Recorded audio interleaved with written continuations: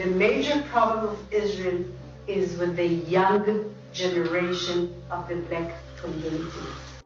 You know, I wonder why Israel's biggest problem is the young generation of the black community when we're all the way over here. We don't have no land, we don't have no communities, we don't have no commodities, we don't have any resources, we don't have any bombs, we don't have any nuclear weapons, we don't have any missiles, we don't have any military. Why would we be the biggest threat? Wouldn't the biggest threat be the people you're actually in war with? What do we have to do with anything y'all got going on? Could it be that the conspiracies about identity theft are true? Perhaps. Because I doubt that, a lie would be a big threat to an entire country. I don't think a lie would. But what I think is the biggest threat is that the truth is being revealed, and the world knows that. Time's up. And take this home with you. The Jewish representative of Israel said that the greatest difficulty that Israel has is with young black Americans. What does Israel have to fear about young black Americans? Because they refuse to be controlled by the forces that control their fathers and their grandfathers. That is over. So I say to Israel, leave the black youth alone. Don't come into our community trying to kill us to satisfy your bloodlust. Turn my young black brothers over to the nation of Islam. We'll take them and teach them and civilize them.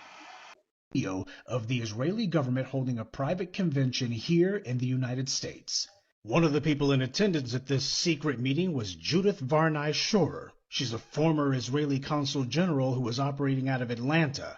She was one of the main people saying that the biggest problem that they had was young black people in the United States. But don't worry, they've got some black leaders on the payroll. The major problem of Israel is with the young generation of the black community. This was an Israeli government official who was saying this. Not some low-level operative or some rogue member of their diplomatic corps. This was a senior member of their administrative government who was saying this on American soil. Their biggest problem wasn't Hamas or Hezbollah or the Palestinian Authority or Syria or even Iran. She said that Israel's biggest problem was young black people in the United States. So Donald Trump wants to take down all of the things in the Smithsonian. Yeah, as it regards to black people. That's fine, because now even more of the information is coming out. First of all, I want to say something. The reason why, have you ever thought about the reason why we are so despised, so feared? Have you ever really thought about that? Is it just racism, or are we woke about the wrong things? Wait a minute, hold on, honey, something crawling on me. Okay. Oh, but I want to ask you that question. See, the deal is, they know who we are, but many times, most of us do not. Oh yeah guys, welcome back to this channel. I hope you are all doing good. Today we are diving into a very controversial topic, the claim that some Israel leaders view young black Americans as a major problem, a major threat, and what lies behind that concern. What does this mean, guys? Is it true? What's driving it? And what are the implications? So guys, let's watch this video. I'll be coming back with more commentaries. Stay tuned as we are going to examine what statements or actions are being cited to support these claims. Stay tuned and kindly let me know your thoughts in the comment section. I got a serious question. Why can't Clip people leave black people alone? What in the ever black people got to do with what the hell is going on in Israel? Why is it y'all always trying to find a way to put some shit on black people? Our president ain't even black no more. It's a white man. So what the fuck is happening? I legitimately need a white person to tell me what the fuck is y'all problem with black people. For real. Because we really don't do shit to y'all. Like, all the violent shit that you keep in your head saying that we don't do that shit. Y'all do that shit. Raping, killing, murdering, y'all are the top of the food chain when it comes to all violence. Why is it that y'all is on our backs like we the ones who doing it more than y'all? Like, for real, black people just stay on repeat in your mind. And I really need to understand why. You know what? I know why. I don't know why I'm playing around. I know why. It's because we the chosen people. We the chosen people. And the white people is trying to do whatever they can to eradicate our ass because they don't want us to go home. That's what it is. We are the holders of the earth. And y'all ass is the visitors. And y'all mad. That's what it is. It can't be nothing else. Like, science has proven this as a fact. It can't be nothing else at this point. See, I didn't want to get to the point of that realization because that point of realization comes towards the edge of being prejudiced. But goddamn it, it's the fucking truth. Because otherwise, it ain't no point for white people to look at black people the way that y'all do. Because all the shit that y'all scared that we gonna do, y'all did it to us first. My mind is blown. Let me go lay down. I'm finna take a nap. Goodbye. Now, wait a minute. I gotta go back and I gotta fix something because I just went on a rant, but it was a good rant, so I'm not gonna do it over and I need to correct myself. If you have been on my page for a while, you know that I have two categories of white people. There are regular white people and then there are clear people. The white people are the good people who stand for everything great, gracious, and empathize with everybody and everything around them. Then there are clear people who are nationalists and who don't give a fuck about nothing but their own skin color. Those are the ones that we don't like. Now, with that being said, I know that there are white people out here who are actually our allies. But here's the thing, y'all. Y'all, our allies, only where we can hear and see you. We now need you to be our allies out there, out in public, where everybody can hear and see you. Okay, that means going out and talking to everybody in your community about how bad it is that people of color are being treated. Grandma, grandpa, auntie, uncle, mama, daddy, brother, sister, cousin, your next door neighbor, Miss Lulu around the corner, the lady who be up at the fresh market that you go and shop at, her and her whole entire family.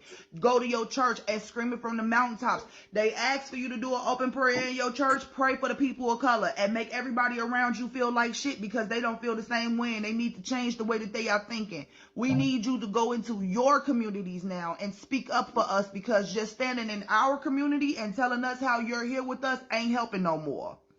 Ain't nobody listening. You got to go knock on everybody else's door so that they can hear you clearly. For real. I know y'all out there. I know you out there and I'm grateful for you. It's a lot of people who are grateful for you, but we need you to make a little bit more noise because, baby, let me tell you something. We this close to standing on a landmine and blowing every fucking thing up into World War III. You hear what I'm saying to you? We need help. Y'all got to come out here and make noise because this shit is...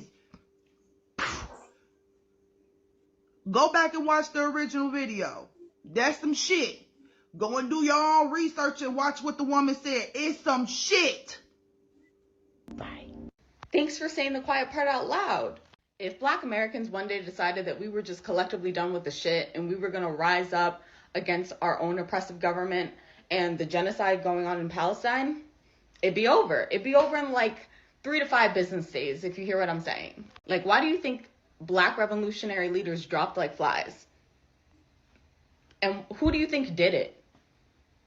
So just to be clear, the Israeli state thinks that we, the Black community, are the biggest threat to Israel. And they're right. Honestly, they probably just saw my TikTok account. Like, if we're being real, that's a joke. I'm not that conceded.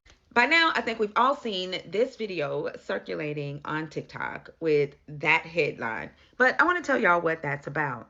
Movement for Black Lives is a policy platform that's not the same thing as Black Lives Matter, although they focus on the same issues: anti-racism, reparations for Black people, abolishing the death penalty, free college tuition for everyone in the United States.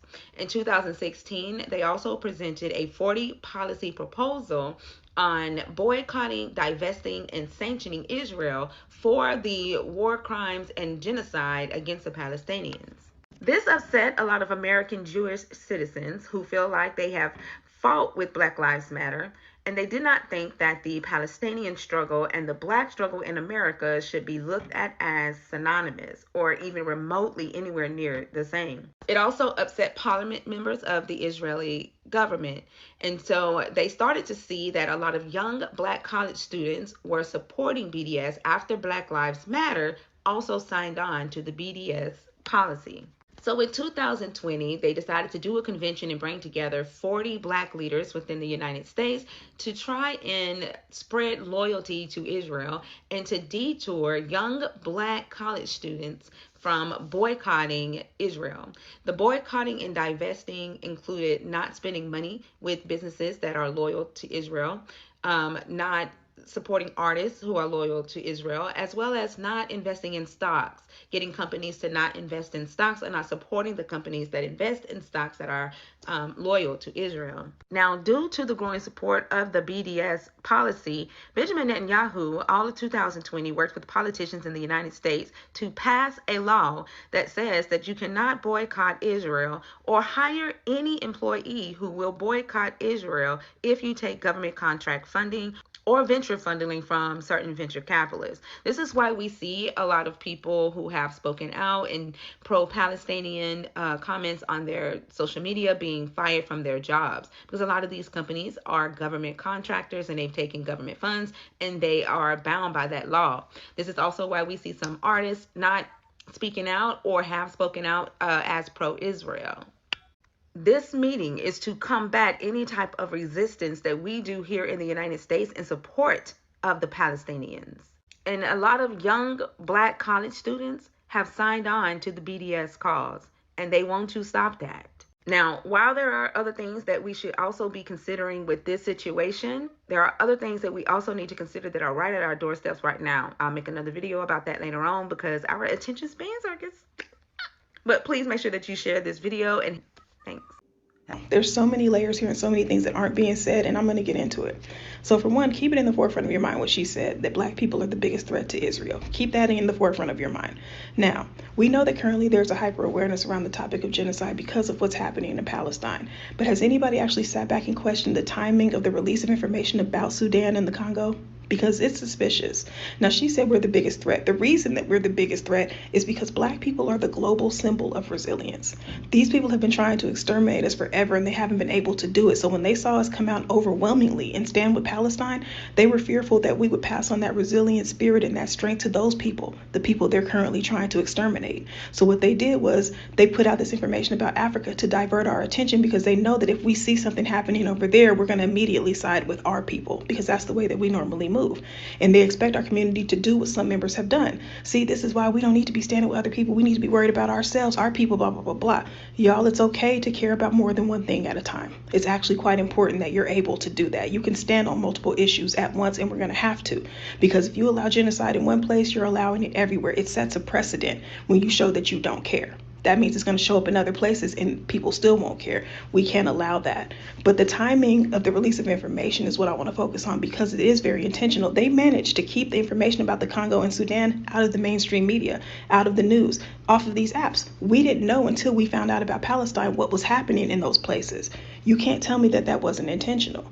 Black people have to learn to recognize our power, y'all. If we weren't so powerful, we wouldn't be a threat to anybody. Like y'all say, we sitting over here, we're minding our business, we ain't even thinking about y'all. But somehow we're still a threat. It's because of what we represent. Black people are the symbol of resilience and of strength. They know that. We have to know it, and we have to start walking in it. So Donald Trump wants to take down all of the things in the Smithsonian. Yeah, as it regards to Black people. That's fine. Because now, even more of the information is coming out. First of all, I want to say something. The reason why, have you ever thought about the reason why we are so despised, so feared? Have you ever really thought about that? Is it just racism, or are we woke about the wrong things? Wait a minute, hold on, honey, something crawling on me. Okay. Oh, but I want to ask you that question. See, the deal is, they know who we are, but many times, most of us do not. Have you ever stopped to wonder why the Christ is depicted as a blonde-haired, blue-eyed character, and God is depicted as this being that is white, that all of the disciples were British or something like that? Have you ever stopped to wonder, when did God turn white? So guys, as we continue watching, in a recently surfaced discussion, prominent Israeli leaders expressed growing concerns over the rising influence and awareness among the younger generation of Black Americans. This video is exploring what was said, why it's causing the waves internationally, and what it means for global politics, activism, and the fight for justice. So what is really behind these concerns? So guys, let's continue watching. I'll be coming back with more commentaries. Stay tuned. So see, there's plenty of reasons for folks to actually despise us. And racism solely is not the issue. It is disguised as that, but that's not the issue. Again, they know who we are. Huh?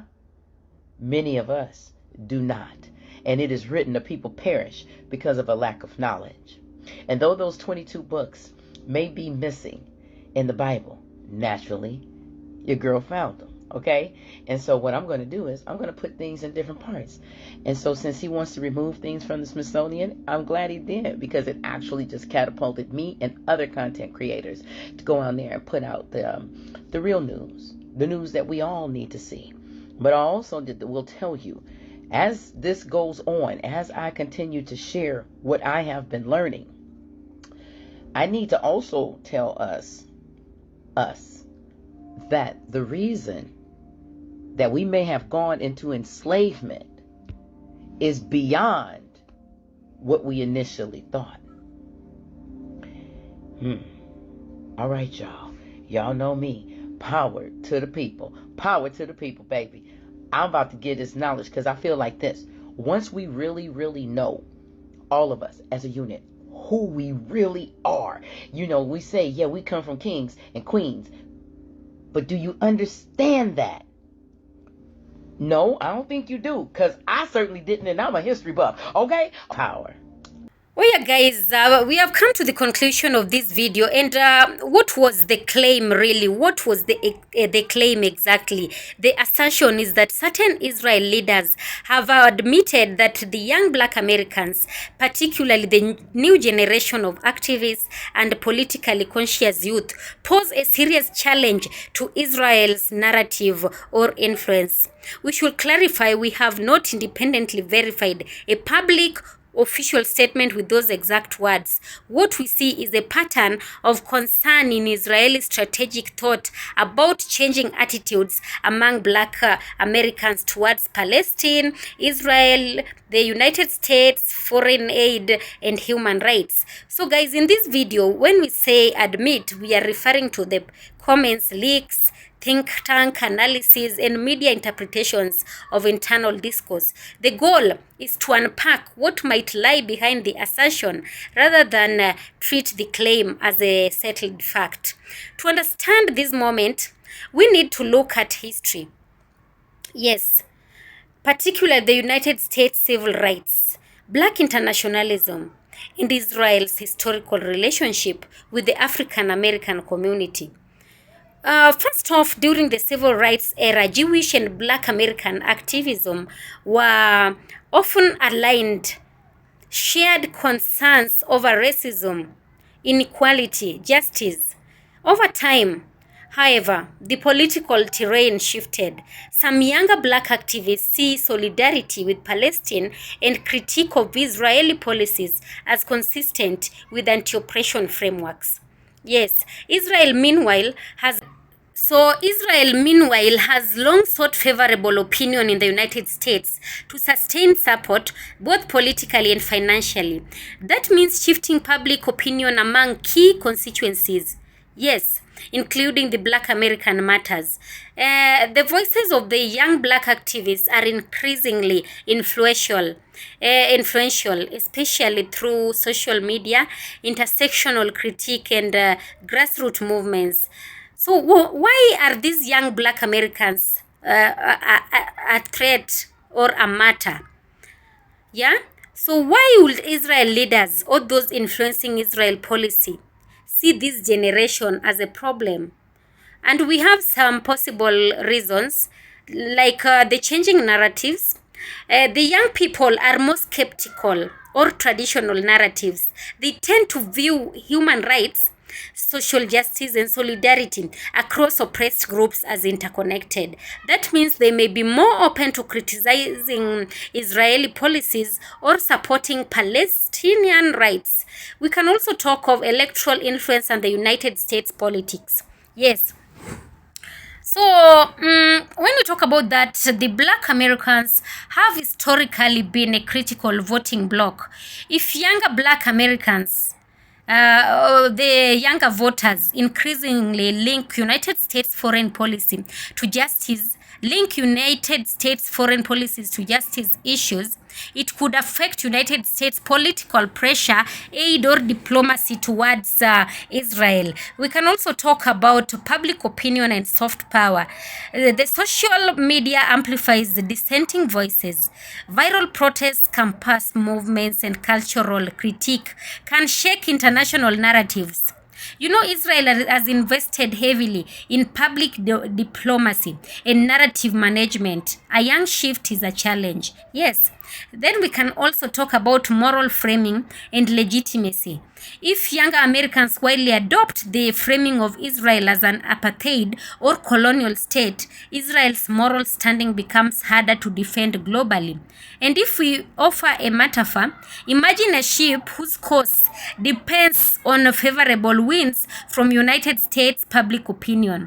If that wind changes direction, the ship must adjust or risk drifting off its intended route. Yes, and we have evidence and indicators.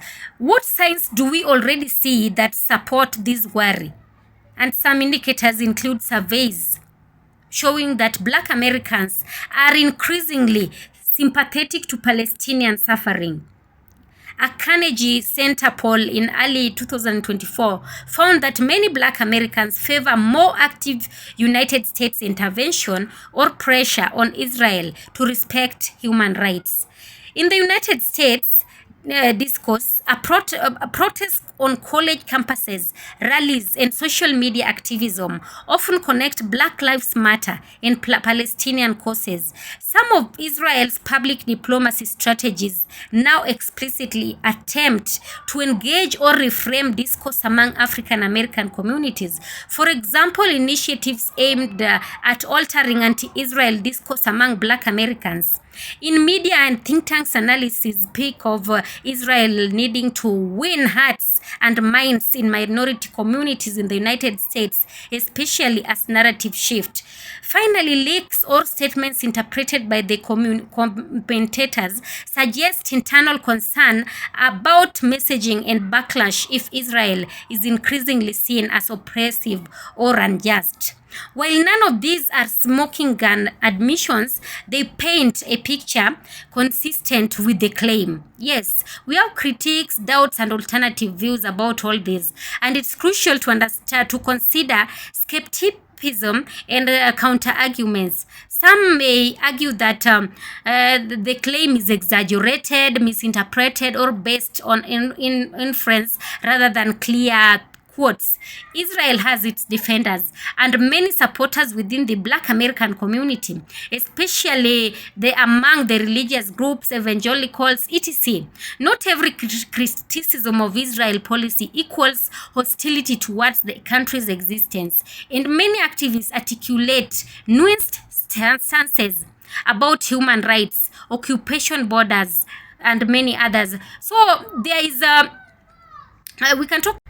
So we can talk of there is a risk of conflating the Israeli government with all Jewish identity or people, which is a fraught and a potentially anti-Semitic move. Also, the generational shifts happen in all countries. Israel's leadership may similarly worry about younger Israel's youth movements or dissent at home. The same threat logic could be used in many contexts. And in short, while the claim is powerful, it should be held with caution. It's more productive to see it as a lens to examine tension, not as a definitive confession. Yes, we have implications and consequences. If Israel's leadership truly sees younger Black Americans as a strategic challenge, what does that imply?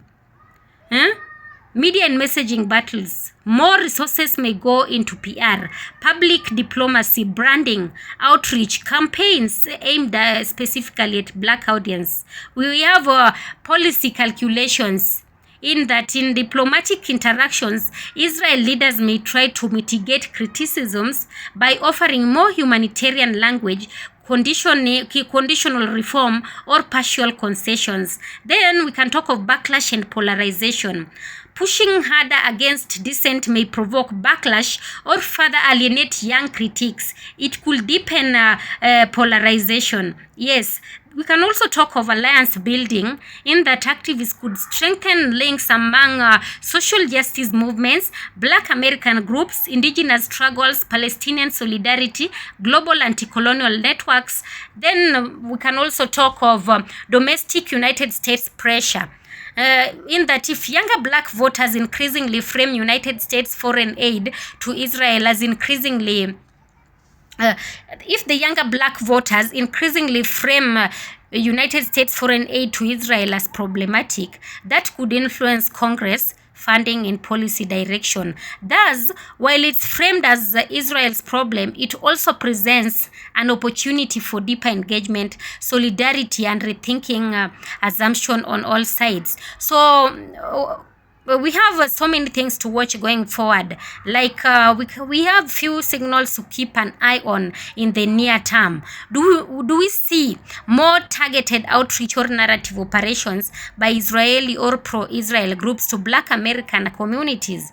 And are there public statements from Black leaders about Israel, Palestine, or U.S. foreign policy shifting in tone?